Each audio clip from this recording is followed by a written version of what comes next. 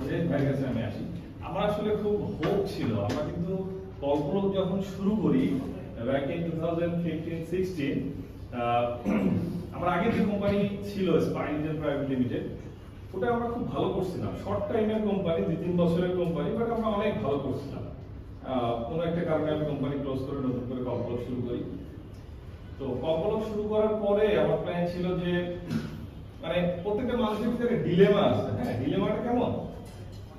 যেমন আমরা যখন 2 তলাতে থাকি, আমাদের কাছে মনে হয় যে টপ ফ্লোর অনেক ভালো, টপ ফ্লোরে থাকলে মনে হয় যে গ্রাউন্ড ফ্লোর অনেক ভালো।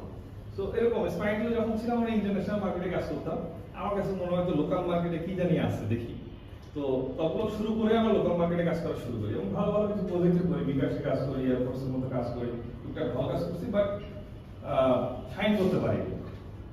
পরবর্তীতে আবার প্রোডাক্ট লাইনে ঢুকে যাওয়ার পরে কল্পলোক যখন একটা ভালো জায়গায় গেল, তখন আবার আমি প্ল্যান করলাম যে লোকাল মার্কেটে আমাদের একটা ডাইভার্সিফিকেশন করতে হবে।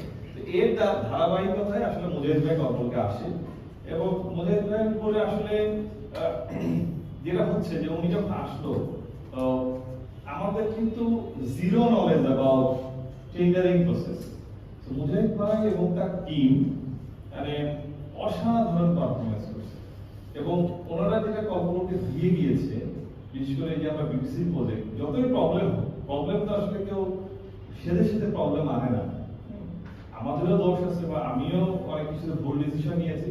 তো কথা যেটা হচ্ছে, যে জিনিস আমরা অ্যাচিভ করেছি, একটা আমাদের সামনে নতুন একটা উইং তৈরি হয়েছে, একটা সম্ভাবনা তৈরি হয়েছে। সম্ভাবনা কতদূর কি কাজে লাগাতে পারবো, দ্যাটস ডিফারেন্ট থিং। বাট মুজাহিদ ভাই এবং তার টিম, মুজাহিদ ভাই এবং আশিক, দুইজন আসলে প্রচুর পরিশ্রম করে। যেমন মুজাহিদ ভাইয়ের একটা কথা আমার মনে আছে, ওইটা মনে থাকবে আজীবন।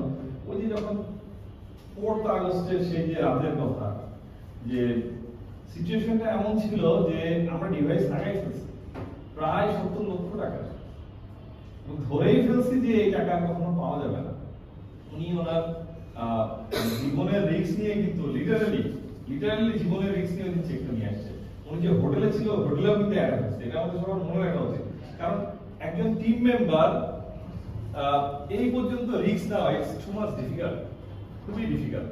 সবাই কিন্তু দিবে না, খুব কম লোকজন দিবে। মুজাহিদ তাদের মধ্যে একজন যে রিস্ক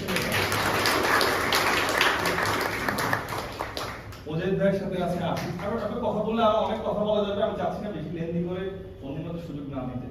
আশিকের ব্যাপারে আমি যেটা বলতে চাই, আশিক যে বিবিসি প্রজেক্টের ইনিশিয়েটিভে আশিক ছিল, তার রেফারেন্সে কাজটা আসছে এবং আশিকের সাথে আমি যাই না তাদের সাথে কতটুকু সময় আমি হয়তো অত বেশি দিই না, কারণ আমার ডিরেক্ট সুপারভিশনে সে কাজ করে না, বাট খুবই মাইডিয়ার টাইপ ছেলে এবং যখন যা কিছু জিজ্ঞেস করেছি, যা মানে খুবই এক্সেসিবল একটা ছেলে মনে হয়েছে আমার কাছে। যেহেতু ডিরেক্ট সুপারভিশনে অত বেশি কাজ করা হয় নাই, হয়তো অত সিপিএম আমি চালু করতে পারছি না। তারপরে ধন্যবাদ আশিক, ধন্যবাদ মুজাহিদ ভাই।